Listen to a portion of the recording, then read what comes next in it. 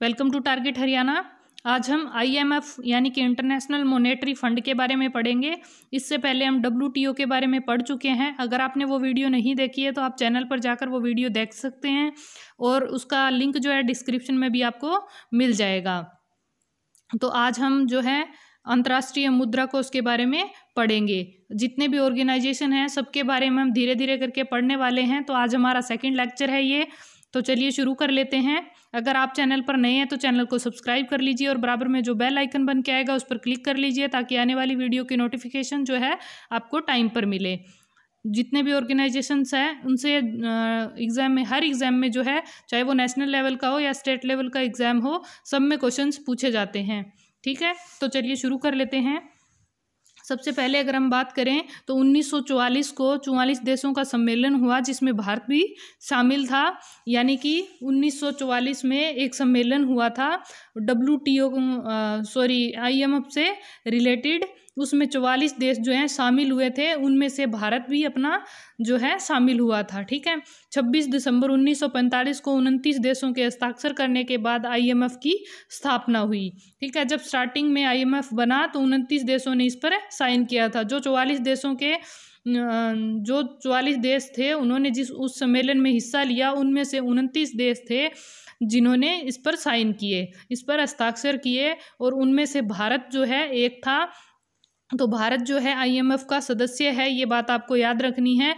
यानी कि 26 दिसंबर 1945 को उस बैठक में 29 लोगों ने साइन किए और आईएमएफ वर्ल्ड बैंक के अंडर जो है काम करता है। तो ये चीज़ भी आपको याद रखनी है। और अगर आईएमएफ का सदस्य कोई देश नहीं रहता है, कोई देश इसकी सदस्यता जो है छोड़ देता है तो वो वर्ल्ड बैंक से भी ऑटोमेटिकली बाहर हो जाता है। अब बात करें आईएमएफ की काम की, तो आईएमएफ का काम क्या होता है, ये करता क्या है और इसका उद्देश्य क्या है।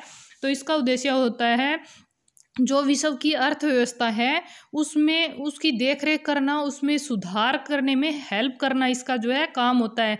जितने भी इसके सदस्य देश होते हैं उन देशों की अर्थव्यवस्था पर निगरानी रखता है। अगर कोई देश जो है पेमेंट्स नहीं कर पा रहा है या भुगतान जो है नहीं कर पा रहा है, उसके संतुलन में कोई कठिनाई आ रही है, यानी कि जो पेमेंट करने में है कोई दिक्कत आ रही है किसी देश को, तो उसको लोन देने का काम भी कौन करता है, आईएमएफ करता है। तो आईएमएफ का काम आपको समझ आ गया होगा कि ये अर्थव्यवस्था में सुधार लाने के लिए और जो विश्व व्यापार होते हैं उनमें सहायता देने के लिए, और जो देश जिस देश की अर्थव्यवस्था ठीक नहीं होती है तो वो आईएमएफ से लोन ले सकता है और ये वर्ल्ड बैंक के अंडर काम करता है आईएमएफ।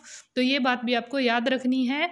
और इंटरनेशनल मॉनेटरी फंड जो है इससे अगर कोई सदस्य बाहर हो जाता है तो वो वर्ल्ड बैंक से ऑटोमेटिकली बाहर हो जाता है। और इसके बाद हम वर्ल्ड बैंक के बारे में भी जानेंगे। आज हम सिर्फ आईएमएफ के बारे में पढ़ेंगे। ठीक है, जैसा कि मैंने आपको बताया हम धीरे धीरे करके सारे ऑर्गेनाइजेशन जो हैं कवर करेंगे। आईएमएफ की मुद्रा की अगर हम बात करें तो वो है एसडीआर, यानी कि आईएमएफ की मुद्रा को एसडीआर जो है नाम दिया गया है। उसकी फुल फॉर्म कई बार पूछ ली जाती है। तो एसडीआर की फुल फॉर्म होती है स्पेशल ड्रॉइंग राइट्स। ठीक है, ये एसडीआर होता क्या है। अब अगर मैं आपको बताऊं स्पेशल ड्रॉइंग राइट्स क्या होते हैं, तो जो इंटरनेशनल ट्रेड होते हैं यानी अंतर्राष्ट्रीय व्यापार होते हैं और उन व्यापार और वित्त के लिए जो है फाइनेंस के लिए कुछ देशों की मुद्रा यानी कुछ देशों का जो पैसा है वो इसके इस्तेमाल में लाया जाता है। तो वो सारे जो जितने भी देशों की अलग अलग मुद्राएं और अलग अलग जो पैसा होता है, क्योंकि किसी देश की करेंसी डॉलर होती है, किसी की यूरो होती है, किसी की रुपया होती है, तो वो सारी करेंसी मिलकर जो है वो सारी इकट्ठी की जाती हैं, उसे एसडीआर नाम दिया गया है। ठीक है, स्पेशल ड्रॉइंग राइट्स। तो आपको ये चीज़ जो है समझ आ गई होगी एसडीआर क्या है। तो अंतर्राष्ट्रीय व्यापार और वित्त के लिए कुछ देशों की मुद्रा जो है इस्तेमाल में लाई जाती है, इसे ही स्पेशल ड्रॉइंग राइट्स यानी एसडीआर कहते हैं। ठीक है, ये मोस्ट इंपॉर्टेंट टर्म थी, ये बहुत बार एग्जाम में पूछी जाती है। इसके बाद अगर हम बात करें तो अब जो वर्तमान में आईएमएफ के सदस्य हैं तो वो 190 सदस्य हैं और 190वां यानी कि जो सबसे लास्ट में बना है वो है आपका अंडोरा। अंडोरा जो है अंतर्राष्ट्रीय मुद्रा कोष का 190वां सदस्य बना है। अंडोरा फ्रांस और स्पेन के बीच स्थित एक माइक्रो स्टेट है। हालांकि यूरोप का सबसे बड़ा माइक्रो स्टेट है ये, और वैसे ये फ्रांस और स्पेन के बीच स्थित एक माइक्रो स्टेट है। अब माइक्रो स्टेट क्या होता है मैं आपको बताती हूँ।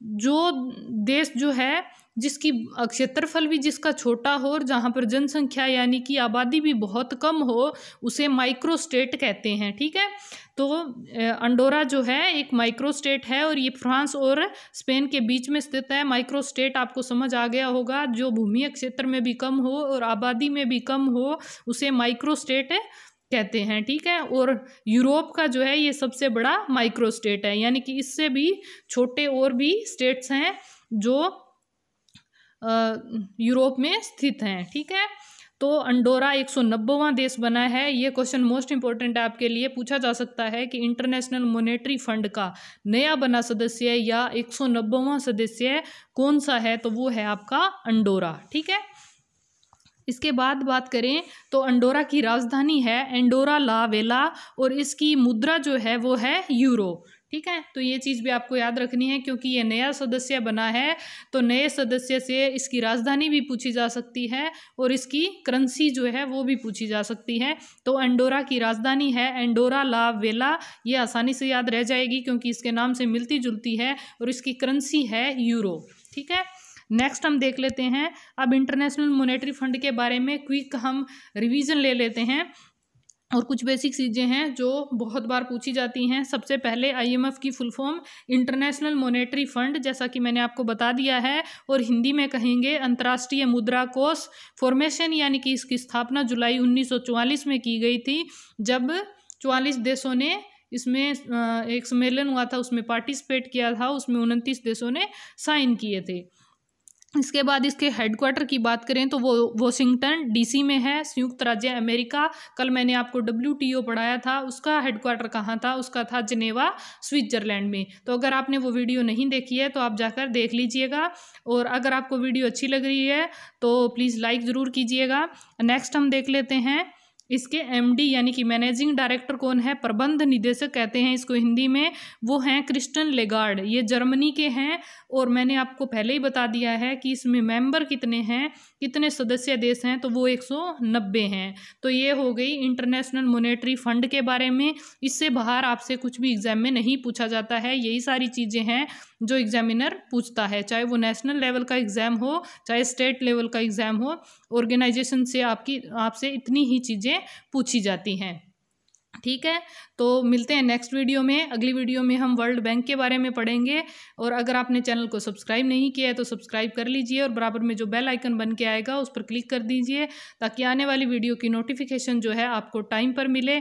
और कमेंट करके ज़रूर बताएं कि आपको वीडियो कैसी लगी। अगर कुछ नहीं समझ आया तो वो भी आप कमेंट करके बता सकते हैं, आपको रिप्लाई ज़रूर मिलेगा।